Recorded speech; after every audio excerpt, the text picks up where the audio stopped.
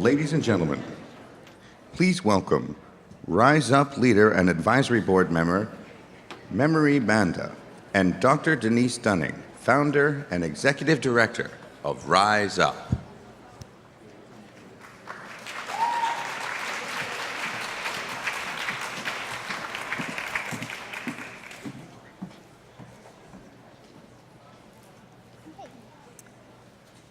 Good afternoon. It's great to be here with all of you. My name is Denise Dunning, and I'm the founder and executive director of Rise Up. And what Rise Up does is really advance health, education, and equity for girls, youth, and women everywhere. We invest in strong local leaders, like this one right here, who you're about to hear from, and give them the funding and the support that they need to be able to create large-scale change so that they can end child marriage, ensure that girls can finish school, and enable women and their children to be safe and healthy. We now have a network of over 370 leaders around the world who have been able to advocate for more than 100 laws that impact more than 115 million girls, youth, and women. I'm thrilled to be here today with Memory Banda, who is one of our Rise Up visionary leaders. Memory, who you'll see in a minute, more than anyone I know, personifies what it really means to lead like a girl. Memory is from Malawi, where 50% of girls are married before the age of 18. Too many girls, just like Memory, are married to men who are 2 or even 3 times their age. And what that means is that they're trapped in lives of poverty and violence. That was supposed to be Memory's story, but it's not. Because when she was 13, Memory stood up and did something incredibly brave, something that she's going to tell you a little bit about here today. So, Mem, tell us what life is like for girls in Malawi. I would say life is pretty much difficult for girls to live in Malawi.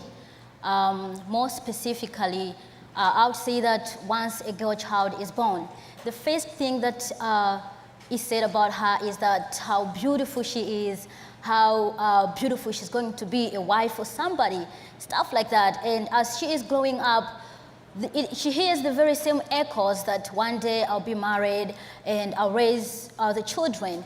And that is not all. We have so many traditional practices in Malawi, and one of the most traumatic tradition is that when girls reach the age of, at puberty stage, the age of 10 or 11, somewhere there, they have to go to the initiation camps. And at the initiation camps, they learn a lot of other different things. And the most thing that they have to go through is to learn how to sexually please a man.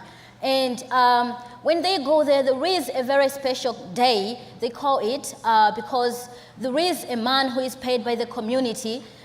This man goes to the camp and rapes the girls.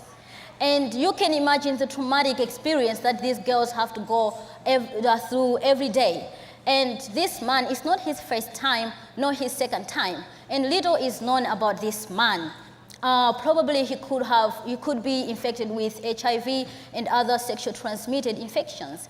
And what happens is that once you get out of the camp, when you go there, out there, it's now a different world. These girls see the world differently because they have been taught something at the camp, and when they come back, they look at themselves as if they are grown-up people, but they are not really grown-up, they are still young.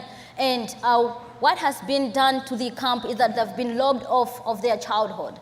And what they think about is marriage. And when they start thinking about that, they either get pregnant or drop out of school right away. And when they drop out of school, the only option is to get married. And when they get married, they face a lot of challenges in the marriage.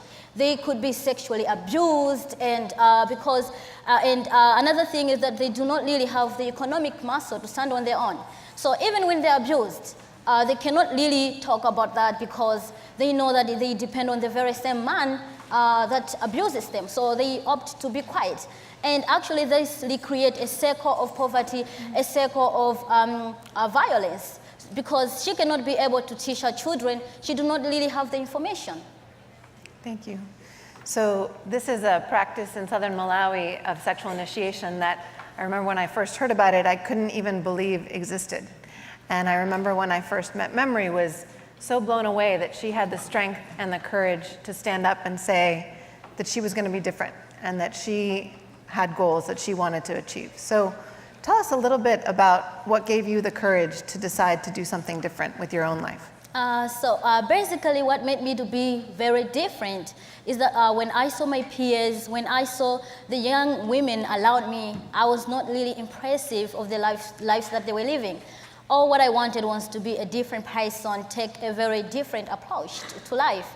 And that wasn't really easy because as I was growing up, I would say that I was not very much different from my peers at first because all what I thought was, oh, when I will reach 15, I'll also be married. So, but then things changed around me really because I saw child marriage happening in my own family. My cousins and all those people around me, my peers in my class were being married off. And when I saw that happening in my own family, that's when I really felt the sting of child marriage, what it is like, the pain that girls have to go through. And it was at that moment that I really decided that I really have to take a very different approach and set up my own personal goals, step out of the bigger shoe and fit in my own little shoe. So later on, it really worked. I love that you're standing in your own little shoes. Yeah. So what I think is amazing is that you didn't just decide you wanted to do something different for yourself, but you really decided you want to fight for the rights of other girls. So tell us about your work with Rise Up and the Girls Empowerment Network. Actually, before I really started thinking about doing something in my own community, changing my own life and the lives around me, I really didn't know how. I didn't have any approach, but all what I thought was I really need to step up and do something. And then at the midst of my all questions, an incredible organization called Girls Empowerment Network and Rise Up came in my community with a Stop Child Marriage campaign. And I felt like this is what I wanted because they had all the answers to my questions. And I joined, they came with clubs, they initiated clubs in my community. And we went through different trainings, advocacy, skill building, confidence building, all that. And we were able to rise up as young people in my community. And with one voice, girls in my community came together and they used a girl-centered approach. So we were able to mobilize different voices from across our community, and we're able to talk to our traditional leaders what we really wanted as young people. We told them we want education. We don't want to get married when we are 11 years old. And they really listened to us, and it was hard at first, but with their support, they actually came up with the bylaws, actually, that banned child marriage before the age of 21. And it was very incredible to see such a remarkable support from the traditional leaders who are actually the law custodians, who are the ones that pay for the man who goes to the initiation camps and rapes the girls. So it was a very good approach to see that traditional leaders were changing their mindset towards the young girls. Yeah, it's amazing.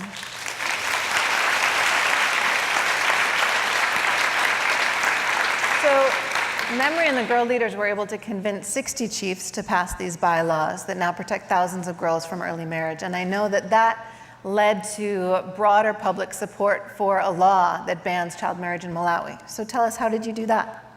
We really took another incredible step. We really wanted to push beyond limits because we thought that this was something that was only done in my community.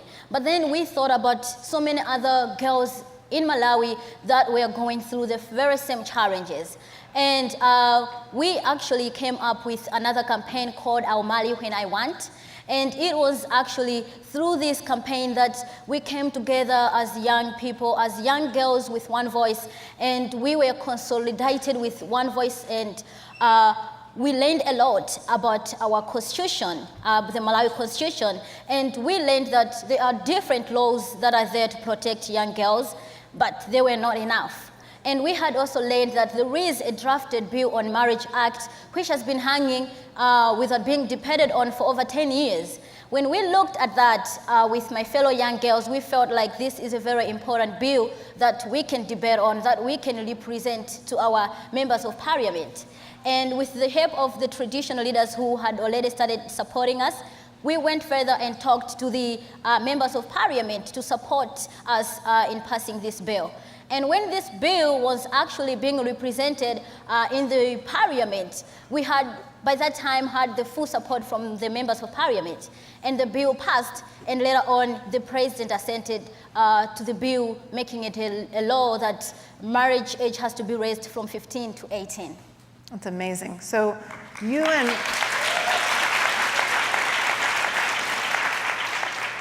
the girls leading this movement now have managed to get a law passed that protects 4 million girls in Malawi from child marriage.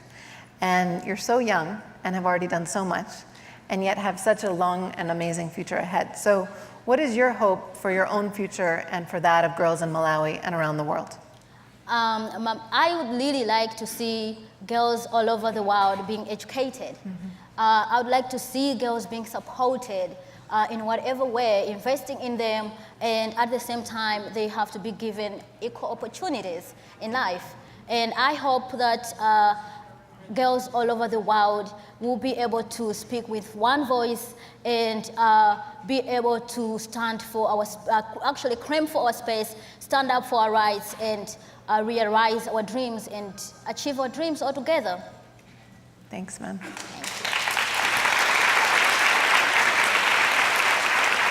So Memory has taught us all a bit about what it means to lead like a girl. At least she certainly taught me. And we're building a movement and need your help. So I'm going to ask you to take out your cell phone right now. For real. Actually, take it out of your purse or wallet. And tweet riseup_together. And then go to our website, which is riseuptogether.org, to learn about what you can do to make a difference in the lives of millions of girls just like Memory. Thank you so much.